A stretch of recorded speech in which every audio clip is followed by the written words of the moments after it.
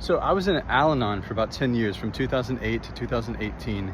And I had a sponsor who said to me, while I was making amends to people, which is step 9 in the 12 steps of Al-Anon, for those of you who don't know, he said to me, Dan, your main amends is to become willing to upset people. I didn't fully understand what he was saying then, but I definitely do now, having done emotional repression work.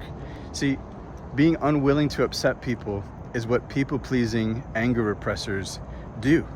We learn as a survival tool to hold back our anger, our power, our expression, and ourselves in order to stay safe and get love from dysfunctional people. And in doing so, we become dysfunctional ourselves. Maybe some of you can relate to this, but in my 20s, I kept having this reoccurring recognition where I would think to myself, Dan, why do you keep seeking the approval of people that you don't like? Well, I know exactly why now, because in anger repression, our system unconsciously recreates what's familiar. So in these cases, it was to seek out false connections in order to stay safe, so I didn't have to acknowledge, feel, or express my buried anger. And this brings me to my first amends. For those of you who I sought out false connections with like this, I was wrong. It was selfish, it was manipulative. I didn't really want to be close to you. I just wanted you to approve of and love me, and I won't make that mistake ever again. Part 2, because of all that, there's been a lot of relationships, understandably, that have ended over the last 20 years. Anger repressors feel guilty for everything, even stuff that they didn't do. So in many of these cases, I started feeling guilty and responsible for the relationship ending, instead of seeing that that's just a normal part of life. So here's my second amends.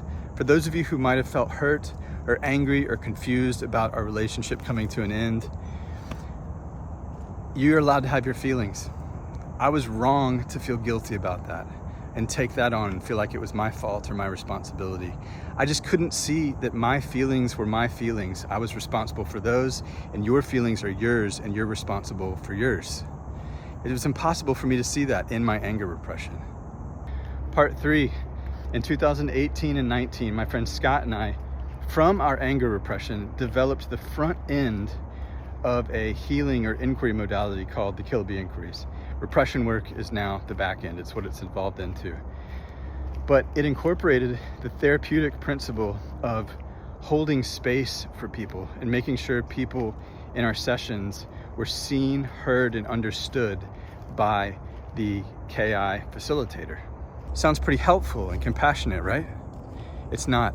Anger repressors are massively codependent caretakers and helpers. You know, it's sort of another form of the people pleasing that I mentioned earlier, right? So what we weren't saying to people was that the need to be seen, heard, and understood is driven by buried, repressed emotions. And so by endlessly seeing, hearing, and understanding people without pointing to the root of suffering, we're keeping them stuck. And we're keeping them stuck so that we can look good and get approval and love. And that brings me to my third and final amends. For those of you who we let believe that being seen, heard, and understood was the answer, we were wrong. If you're involved in a modality that's not pointing to and resolving the root of suffering, which is buried emotions in the body, you're going to be codependently spinning your wheels for a very long time. So after all that, if you'd like to check out what the Kilby inquiries has evolved into, which is a really powerful and direct modality for resolving emotional repression, then visit repressiontest.com.